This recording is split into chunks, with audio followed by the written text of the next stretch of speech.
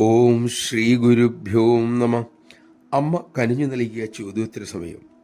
കനിഞ്ഞു നൽകിയത് എന്ന് പറയാൻ കാരണം മഹായോഗേശ്വരിയോട് ചോദ്യങ്ങൾ ചോദിക്കത്തക്ക എന്ത് അറിവും വിവേകവുമാണ് ചോദ്യകർത്താക്കൾക്കുള്ളത്.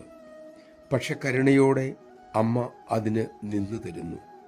അതുകൊണ്ട് പലപ്പോഴും ബാലിഷ്യങ്ങളായ ചോദ്യവും ഉയരാറുണ്ട്. ഒരിക്കൽ ഒരാൾ ചോദിച്ചു, അമ്മ എന്തിനാണ് പരിഭാഷപ്പെടുത്താൻ മറ്റൊരാളെ ചുമതലപ്പെടുത്തുന്നത്? അമ്മ സർവജ്ഞയാണല്ലോ, അതുകൊണ്ട് എല്ലാ ഭാഷകളും അമ്മ അറിയേണ്ടതല്ലേ?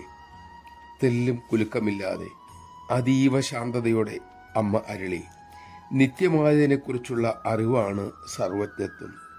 ആ ബോധതലത്തിലെ ഭാഷ കറയറ്റ പ്രേമമാണ് മക്കളെ. ആ ഭാഷ അമ്മയ്ക്കറിയാം. അമ്മയുടെ ഉത്തരം മനസ്സിലാക്കിയിട്ടാണോ എന്തോ അതോടെ ആ ചോദ്യകർത്താവ് നിശബ്ദനായി. നമഃശിവായ.